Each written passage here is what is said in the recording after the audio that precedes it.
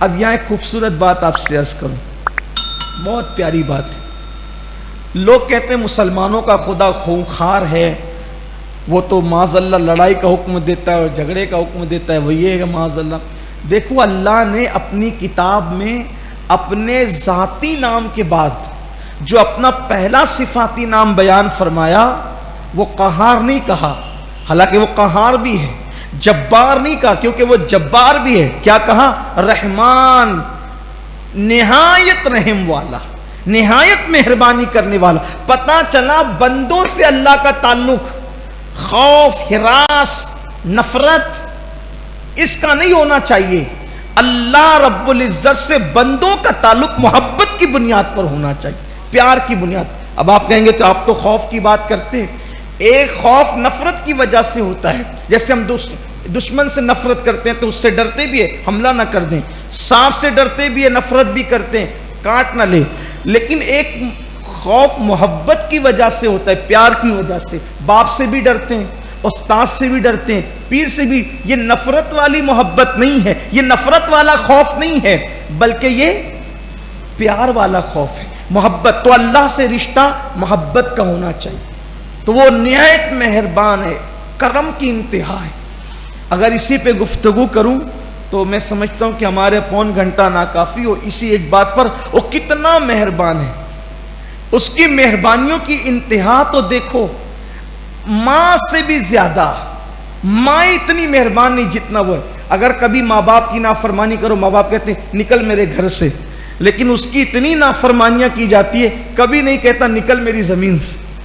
اس لیے کہ کہاں جاؤ گے، میرا کھانا دیا مت کھانا، میرا دیا پانی مت، سب نعمتیں. اچھا کیسا کریم ہے، اپنے سامنے دیکھتا ہے، اپنی قدرت کی نگاہ سے دیکھتا ہے جرائم اور گناہ کرتے ہوئے، پردے بھی ڈالتا رہتا ہے، نعمتیں بھی دیتا رہتا ہے، موقع بھی دیتا رہتا ہے. کیسا کریم ہے، بڑا مہربان ہے، اس کی مہربانیاں ہیں. پھر اس کے بعد فرمایا کہ لیکن اس کو رحمان اور رحیم سمجھ کر کے بے باک نہیں ہو جانا. تو آگے دیکھیے کیسا تسلسل ہے، اس کو رحمان اور رحیم سمجھ کر بے باک نہیں ہو جانا. تسلسل، وہ مالک یوم الدین بھی، وہ بدلے کے دن کا وہ حساب بھی لے گا. پھر اگر تم بے باک ہوئے تو پھر وہ آگے اس یاد رکھنا وہ حساب بھی لے گا اور سب کو کٹہرے میں کھڑا کرے گا. کیا بادشاہ، کیا تاجدار، کیا امیر، کیا غریب، اور سب سے لے گا. حتیٰ کہ سینگ والی بکری نے بغیر سینگ والی بکری کو مارا ہوگا تو اللہ سینگ والی بکری کو بھی اس دن سزا دے گا کہ تو نے بغیر سینگ والی بکری کو کیوں مارا تھا. حالانکہ بکری مکلف نہیں ہے، لیکن جس نے ظلم کیا تو اس کو صلہ ملے گا.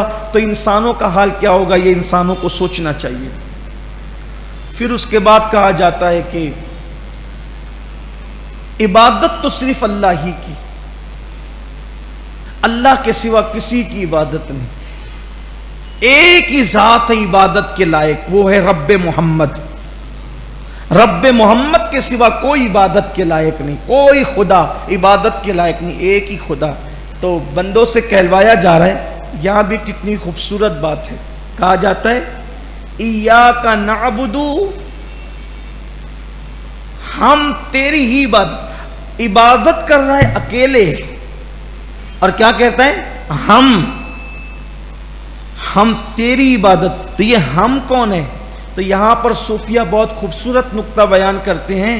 ارے تو عبادت جو کر رہا ہے تو تیری عبادت اس قابل نہیں ہے کہ قبول ہو جائے. تو وہ جو صحابہ عبادت کر چکے، انبیاء عبادت کر چکے، اولیاء عبادت کر چکے، اپنی عبادت کو ان کی عبادت کے ساتھ ملا کر پیش کر تو اللہ ان کے صدقے تیری بھی قبول فرما لے گا. وہ ایسا ہوتا ہے نا جیسے کہ کسی کا مال کھوٹا ہوتا ہے تو کھوٹا مال 1 ہو اور کھرا مال 10 ہو. اب بیچنے والا بولے بھائی سب ساتھ میں دینا ہے تو بولتا چھوڑ یار یہ 10 تو اچھے ہیں نا، 1 خراب ہے تو کیا ہوا. بلا تمثیل اپنی عبادتیں مقبولوں کے ساتھ پیش کرو تو ان مقبولوں کے صدقے ہماری عبادتیں بھی قبول ہو جائیں. اللہ کے لیے عبادت صرف تیری اور مدد بھی صرف تجھی سے مانگتے ہیں. اب یہاں آ کر کے کچھ لوگ تھوڑا سا جو ہے وہ ٹھوکر کھاتے ہیں کہ عبادت تو صرف اللہ ہی کی ہے اور مدد بھی صرف اللہ ہی کی ہے، تو پھر ہم اب کسی سے مدد کیوں مانگے؟ اب اگر آپ کسی سے بھی مدد مانگو گے تو مشرک ہو جاؤ گے، یا ٹھوکر کھا جاتے لوگ۔ اگر کسی سے بھی مدد مانگنا یہ شرک ہوا تو ڈاکٹر سے دوا کی مدد نہیں مل سکتی، سیٹ سے روزی کی مدد نہیں مل سکتی، استاد سے تعلیم کی مدد نہیں مل سکتی۔ تو قرآن سمجھنے کی ضرورت ہے، وہ بھی اپنی عقل سے نہیں بلکہ اللہ کے نبی کے فرمان کی روشنی میں۔ 1450 سالہ قرآن کی جو تفاسیر آئی ہے، وہ جو 1400 سال پہلے کا جو ذخیرہ ہے، اور جو ائمہ نے، اہل بیت نے، اور ہمارے بزرگوں نے، ہمارے آقاؤں نے، بڑے بڑے علماء، محدثین نے، مفسرین نے جو ہمیں عطا فرمایا، اس کی روشنی میں سمجھنا ہے۔ اگر کسی کو آپ اللہ کا بندہ سمجھ کر اس سے مدد طلب کرتے ہیں کہ اللہ کے اذن سے یہ مدد کر رہا ہے، تو یہ شرک نہیں، یہ مدد بھی اللہ ہی کی مدد ہے۔ اور اگر آپ معاذ اللہ ثم معاذ اللہ کسی کو بھی یہ سوچ کر کہ اللہ چاہے نہ چاہے معاذ اللہ کہ یہ تو مدد کر دے گا، اللہ نہ بھی چاہے تو پھر وہ مشرک ہو جائے گا، نہیں، ساری مدد اللہ کی طرف سے ہے، ذریعہ کوئی بن سکتا ہے۔ پھر اس کے بعد آگے بیان کیا جاتا ہے کہ اللہ سے بندہ دعا کر رہا ہے، اس کو سکھایا جاتا ہے بندے دعا کر کہ مجھے سیدھا راستہ چلا، سیدھے راستے کی وہ چلنے کے لیے دعا مانگتا ہے کہ مجھے سیدھا۔ دیکھو سیدھا راستہ آدمی میں چلنے کی طاقت نہیں ہے، اس لیے بندہ اللہ سے کہتا ہے کہ مولا تو چلا، سیدھا راستہ مجھے تو چلا، اپنے کرم سے چلا۔ اور پھر اب سیدھا راستہ کیا ہے؟ اس لیے کہ جب اللہ تعالیٰ نے شیطان کو نکالا تھا تو اس نے چیلنج کیا تھا کہ میں سیدھے راستے پہ بیٹھ کر تیرے بندوں کو ورگلاؤں گا۔ تب سیدھے راستے میں بڑے اختلاف ہے، تو بندے اس کو پہلے ہی دن واضح کر دیا گیا کہ سیدھا راستہ کس کا راستہ ہے، تو پھر وہ بھی بیان کر دیا گیا کہ نبیوں کا راستہ، صدیقین کا راستہ، شہداء کا راستہ اور اولیاء کا راستہ، یہ سیدھا راستہ ہے، تمہیں اس کی طرف چلنا ہے۔ مطلب یہ ہے کہ عبادت میں، ریاضت میں، راتوں میں، دنوں میں، شادی بیاہ میں، موت میت میں، ہر معاملے میں تمہیں کس راہ پر چلنا ہے؟ جس راستے پر انبیاء کرام چلے، وہی سیدھا راستہ ہے۔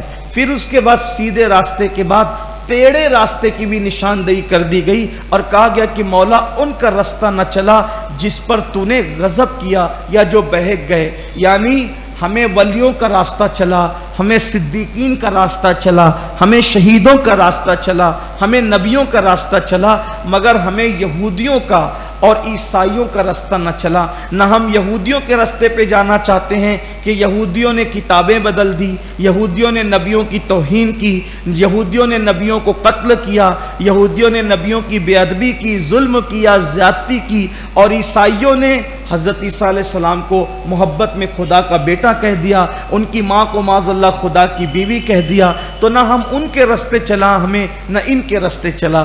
مجھے اپنی قوم کو دیکھ کر اتنا افسوس ہوتا ہے کہ ہم ہر دعا میں کہتے ہیں غیر المغضوب علیہم ولا الضالین، کہ اللہ نہ ہمیں یہودیوں کے راستے پہ چلا، نہ ہمیں عیسائیوں کے راستے پہ چلا، اور نماز کے بعد چلتے انہی کے راستے پہ، بال کٹیں گے تو انہی کے انداز میں، کپڑے ہوں گے تو انہی کے انداز میں، شادی بیاہ ہوں گی تو انہی کے انداز میں، ملاقات ہوگی تو انہی کے انداز میں، کھانا پینا ہوگا تو انہی کے انداز میں۔ یعنی اللہ نے جس کی طرف جانے سے منع کیا ہے، اس کی طرف زیادہ لوگوں کی توجہ ہو رہی ہے۔ اللہ میری قوم کے حال پر رحم فرمائے، اور اللہ یہود و نصارہ کی فکر سے اس قوم کو محفوظ رکھے اور ان کی سازشوں سے محفوظ رکھے۔